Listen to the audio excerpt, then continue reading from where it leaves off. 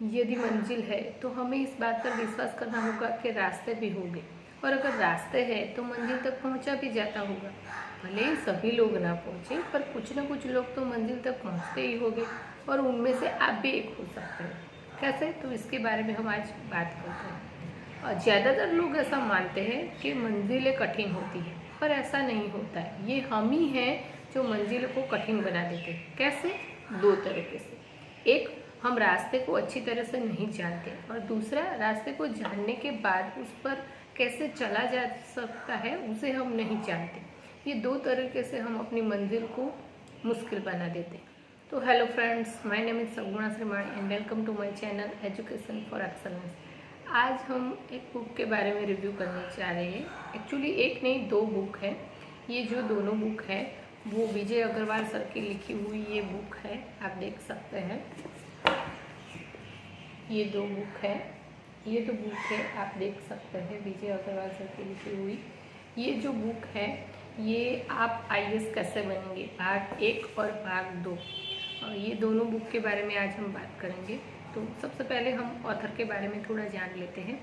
Doctor विजय Agarwal sir जो है उन्होंने 1983 में सिविल सर्विस की परीक्षा पास की है। उसके बाद वो काफ़ी महत्वपूर्ण जगहों पर रहे हैं, जैसे कि हमारे राष्ट्रपति उपराष्ट्रपति श्री शंकर दयाल शर्मा जी के निजी सचिव रह चुके हैं। इसके अलावा दुनिया भर के 22 विश्वविद्यालयों के छात्रों से मिलने का उनको अनुभव है। उन्होंने 100 से भी ज़्यादा पुस्तकें लिखी हैं।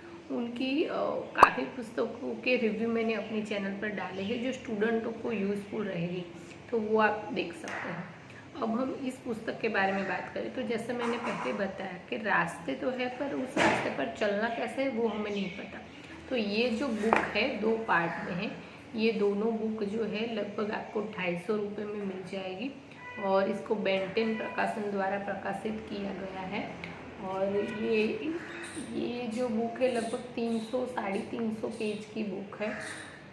मुझे नहीं लगता कि ये दो अलग अलग बुक हैं। मुझे लगता है कि ये दोनों मिलकर ही एक बुक है कंप्लीट। तो जो लोग सिविल सर्विस अपनी मंजिल तय करके रखा है जिन लोगों ने, उनके लिए बुक है। पहली जो बुक है वो आपको रास्ता बताती है कि कैसे आपको सिविल सर्विस बनने के लिए क्या करना चाहिए, कौन सा रास्ता है जिस पर आपको चलना चाहिए। और ये जो दूसरी बुक है, ये जो बुक है वो आपकी उंगली पकड़कर आपको उस रास्ते पर आपके साथ साथ चलेगी, आपको मंजिल तक पहुंचाएगी। तो ये दोनों बुक हैं वो काफ़ी यूज़फुल है उन स्टूडेंट के लिए जो यूपीएससी की प्रिपरेशन करते हैं। अब इस बुक में क्या है कि आपको इस बुक को खरीदना चाहिए, तो इसके बारे में मैं उसके कुछ चैप्टर है उसके बारे में 20 चैप्टर है और इसके अंदर 19 चैप्टर है। चैप्टर के बारे में हम एक बार बात कर लेते हैं ताकि आपको पता चले कि इस बुक के अंदर क्या है। पहला चैप्टर है कि क्यों किया आपने आईएएस बनने का फैसला। फिर दूसरा चैप्टर है प्रतियोगी परीक्षा का चरित्र, यानी कि प्रतियोगी परीक्षा कैसी होती है। फिर है आखिर क्या ढूंढता है यूपीएससी आप में, यानी कि यूपीएससी की पूरी प्रोसेस जो है प्री से लेकर इंटरव्यू तक, तो उसके दौरान यूपीएससी आपके अंदर क्या ढूंढता है। फिर परीक्षा संबंधित कुछ धारणाएं। हम सभी जानते हैं कि यूपीएससी जैसे एग्ज़ाम के लिए काफ़ी कुछ धारणाएं प्रचलित है, जैसे कि ये काफ़ी कठिन है, हिंदी मीडियम वाले उसमें कम पास होते हैं, इसके अलावा बहुत सारा सिलेबस है, बहुत कुछ पढ़ना पड़ता है। तो ये सारी धारणाओं के बारे में इसमें बताया गया है कि वो कितनी सच है कितनी झूठ है। फिर ये परीक्षा में बैठने का रोड मैप, परीक्षा में बैठने का रोड मैप। फिर क्या कोचिंग ज्वाइन करे या ना करे, क्योंकि स्टूडेंट को मन में हमेशा रहता है कि कोचिंग जाना चाहिए नहीं जाना चाहिए, तो ये आपको बताएंगे कि आपके लिए क्या ठीक रहेगा। फिर है सिविल सर्विस की कुछ ज़रूरी बातें। फिर ऑप्शनल पेपर जो बहुत महत्वपूर्ण होता है, तो उसकी चयन कैसे करें, तो ये इसमें पूरी स्पष्टता से बताया गया है। फिर अखबारों से कैसे निपटे, तो आप सभी जानते हैं कि यूपीएससी की तैयारी करने वाले स्टूडेंट के मन में काफ़ी सारे क्वेश्चन होते हैं कि कौन सा न्यूज़पेपर पढ़े, कितने समय के लिए पढ़े, उसमें से क्या क्या पढ़े, तो ये सारी बातों के बारे में इसमें बताया गया है। फिर ये प्रारंभिक परीक्षा सामान्य अध्ययन की तैयारी, फिर प्रारंभिक परीक्षा सीसेट की तैयारी, जो सीसेट क्वालिफाइंग पेपर होता है पर काफ़ी स्टूडेंट को वो काफ़ी कठिन भी लगता है, तो इसकी पूरी रणनीति है। फिर ये प्रारंभिक परीक्षा के प्रश्न पत्र को हल करने की विधि, फिर सबसे बड़ी चुनौती मुख्य परीक्षा, क्योंकि ये पूरी प्रोसेस में जो मुख्य परीक्षा है वो मेन है, तो मुख्य परीक्षा की रणनीति क्या होगी। फिर निबंध का पेपर जो है उसके बारे में है। फिर जो हमारा कंपलसरी इंग्लिश का पेपर होता है तो उसके बारे में है कि कैसे हम उसकी प्रिपरेशन करें, क्योंकि काफ़ी सारे स्टूडेंट को इंग्लिश काफ़ी कठिन लगता है, तो उनके लिए ये पूरी रणनीति है। फिर जो हमारा क्वालिफाइंग भाषा का पेपर आता है, इसमें हिंदी या कोई भी भाषा हो सकती है, इसमें हिंदी के बारे में बताया गया है। फिर प्रभावशाली उत्तर कैसे लिखें, फिर इंटरव्यू बोर्ड, जो फाइनली जब आप इंटरव्यू में जाते हैं तो इंटरव्यू बोर्ड का सामना कैसे करें। फिर आईएएस की तैयारी के फ़ायदे क्या है अगर आप उसमें चयनित होते हैं या फिर नहीं होते, पर ये पूरी प्रोसेस से आप गुजरे हैं तो आपके जीवन में उससे क्या क्या फ़ायदे होंगे इसके बारे में। फिर ये जो दूसरी बुक मैंने बताई, इसके जो है 19 चैप्टर है।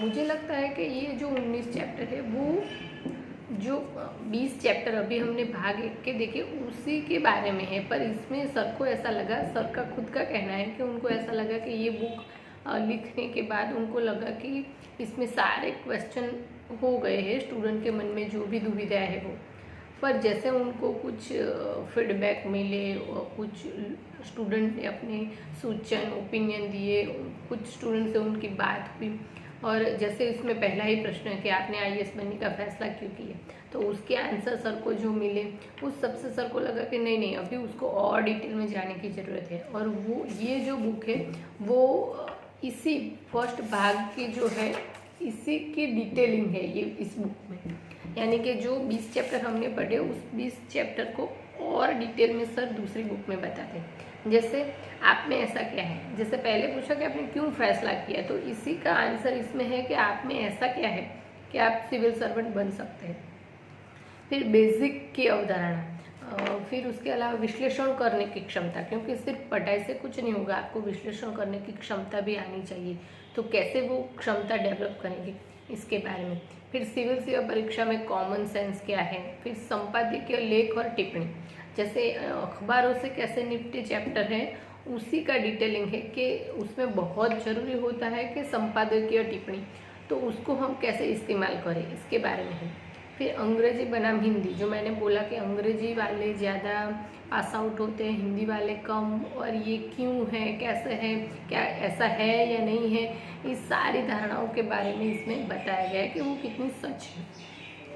फिर कुछ मनोवैज्ञानिक चुनौतियाँ होती है तो उसके बारे में है। फिर टाइम टेबल, हम अपना टाइम टेबल कैसे मैनेज करें, क्योंकि ये जो है वो एग्ज़ाम काफ़ी लंबा समय आपसे मांगती है, तो वो पूरे समय के दरमियान आपका टाइम मैनेजमेंट कैसा हो। फिर परीक्षा की दृष्टि से कैसे हम तैयारी करें। फिर प्रारंभिक परीक्षा की रणनीति क्या हो, मुख्य परीक्षा की रणनीति क्या हो, मुख्य परीक्षा में प्राप्तांक कैसे ज़्यादा लाए, फिर अपनी रैंकिंग को कैसे बेहतर करें। फिर डिटेलिंग की ताकत के कुछ भी जो खास हमें ये निबंध के पेपर में काम आता है कि कुछ एक सेंटेंस दे दिया है तो उसको कैसे डिटेलिंग करके पूरा निबंध लिखें, तो डिटेलिंग की ताकत। फिर लिखने का अभ्यास कैसे करें, फिर अपने ही उत्तर को कैसे जांचें, जैसे आपने लिखने का तरीका सीख लिया पर अपने ही उत्तर को हम खुद कैसे जांचें अगर हमारे पास कोई एक्सपर्ट नहीं है तो उसके कुछ मापदंड इसमें दिए गए हैं।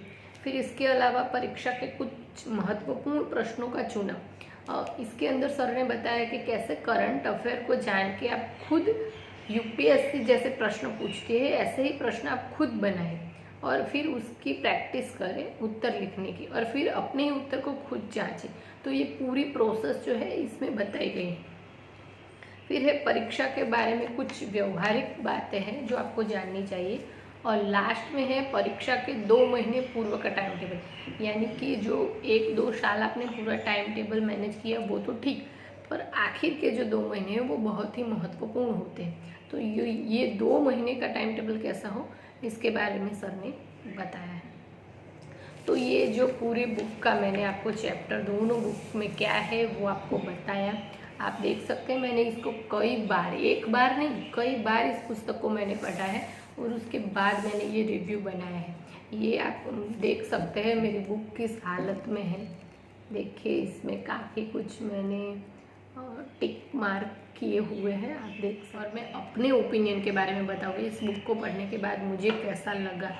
तो आप IAS की परीक्षा के बारे में कोई भी प्रश्न आपके मन में हो, वो चाहे प्रारंभिक परीक्षा हो, चाहे मुख्य परीक्षा हो, या फिर इंटरव्यू हो, या फिर आपके मानसिक जो मनोवैज्ञानिक समस्या है, कोई भी समस्या आप इसके आगे रखिए, ये बुक आपको उसके आंसर करेगी। ये किताब आपसे सीधे सीधे बात करती है। ये बुक आपको ऐसा ही लगेगा कि जैसे आपके मन में कोई भी सवाल आया है प्रिपरेशन को लेके, तो सर जैसे आपको सीधे आंसर करते हैं कि अगर ये है तो आपको ये करना चाहिए। और इतनी अच्छी और सरलता से इसमें समझाया गया है, कोई भी ऐसी बात नहीं है जो आपको समझ में ना आ सके। तो ये बुक जो है वो बहुत ही अच्छी है, आपको पूरा रोड में ब्लूप्रिंट देगी कि कैसे आपको पहले तो UPSC की तैयारी करनी चाहिए या नहीं, और अगर एक बार आप ठान लेते तो कैसे आप पूरी मंजिल तक, यानी कि आपका सिलेक्शन नहीं हो जाता तब तक की पूरी प्रोसेस में ये बुक जो है आपके साथ रहेगी। ये दोनों बुक के अंदर कोई भी सैद्धांतिक ज्ञान नहीं है, इसमें कोई प्रकार का मटेरियल नहीं है। ये पूरी बुक जो है और सिर्फ आपको गाइड करती है आपकी प्रिपरेशन की रणनीति को बनाने के लिए।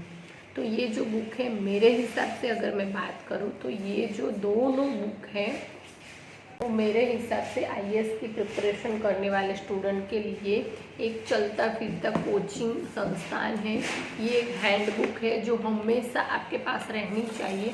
जब तक कि आप अपनी मंजिल को नहीं पा लेते हैं तब तक पूरी जर्नी के दरमियान आपको जितने भी क्वेश्चन प्रिपरेशन को लेके आएंगे, इसमें ये बुक जो है वो आपकी है। और ये बुक है एक बार नहीं बार बार पढ़ने लायक बुक है। आप जब चाहे आपके मन में जब भी कोई भी सवाल आए आप इस बुक से पूछ सकते हैं। सर जैसे खुद सामने हो के आपको आंसर देते हो ऐसा आपको फील होगा। तो आई होप कि आपको ये बुक जो है वो उपयोगी होगी। अगर आप मेरा रिव्यू देख के बुक खरीदना चाहते हो उसके लिंक मैं आपको डिस्क्रिप्शन में दे दूँगी, आप वहाँ जाके ले सकते हैं। और अगर वीडियो पसंद आया हो तो प्लीज़ इसे लाइक शेयर और सब्सक्राइब करना ना भूलें। Thank you for